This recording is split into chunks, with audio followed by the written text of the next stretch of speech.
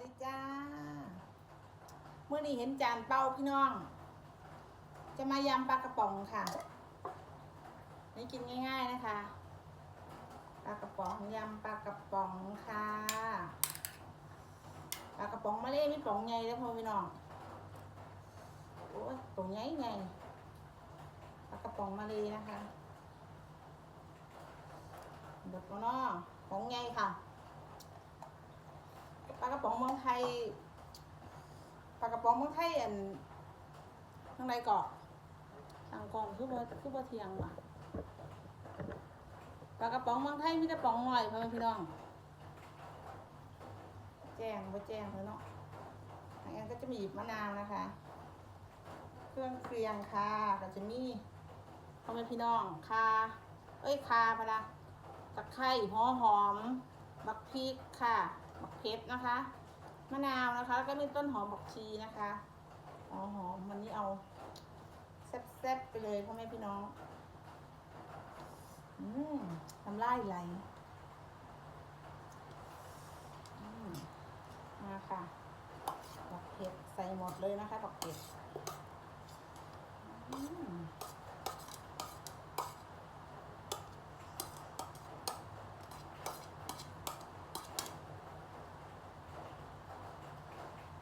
เผ็ดดิฉันใส่หมดเลยมาหยอดน้ำตาลหน่อยนึงพ่อพี่น้องผงนัวใส่ดีกว่าวะใส่ผงนัวยังไงเนาะพอใส่ผงนัวมันก็สิบ่แซ่บก็มาโคเลเข้ากันเลยค่ะโคเลนะคะป๋องบักใหญ่พ่อแม่พี่น้องเด้อป่าว่าป๋องมาดิป๋องน้อยก็มีค่ะสังเกตว่าป๋องน้อยปลากระป๋องก็จะตัวเล็กเมนูนี้นะมักขนาดค่ะแม่บอกว่าป๋องน้อยกับพ่อเราดูไปกินมาเบิดป้าป๋องไงไม่ได้ค่ะจัดหนักจัดเต็มไปเลยค่ะเมนูง่ายๆนะพ่อแม่พี่น้องเนาะง่ายๆแต่ว่าอร่อยฝนตกค่ะได้ยินเสียงฝนพ่อแม่พี่น้องฝนตกอีกแล้วแซ่บแซ่บเลยวะ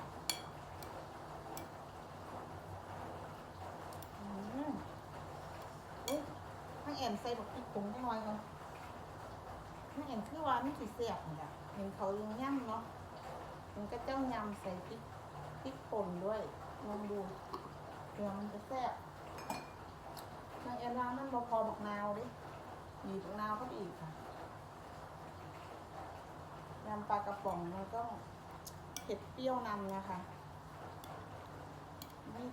รสชาติเผ็ดเปรี้ยวนะคะ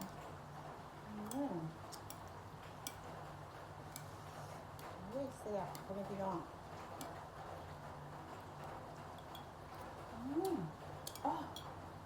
แซ่บผักหน้าแอนก็จะมีปีกล้วยสดนะคะแล้วก็จะมียอดบักลิ้นไหมพ่อแม่พี่น้องต้องก็ถือว่ากินดีละยอดบักลิ้นไหมนะคะยอดบักลิ้นไหมลวกก็สวยมาพ่อแม่พี่น้องกินข้าวเที่ยงกันทำลายไหลค่ะทำลายสอกเลยพ่อพี่น้อง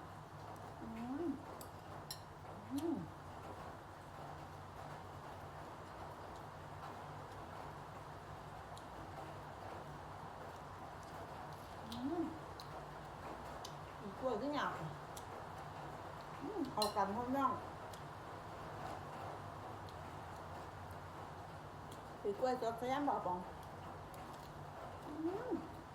เอาฮอก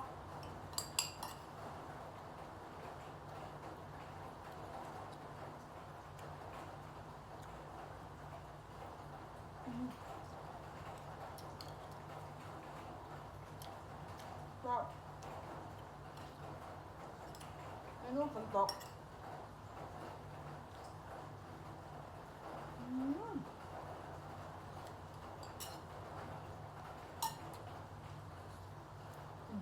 หัวมันลื่นมาก หยอดลงลิ้นไม่ลวกก็มันก็จะมีรสขมอร่อยค่ะ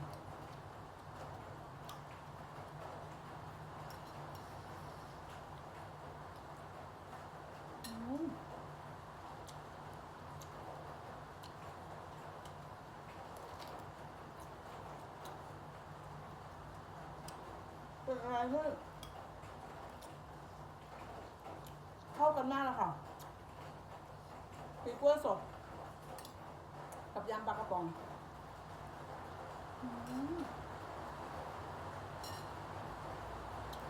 แซ่บเลย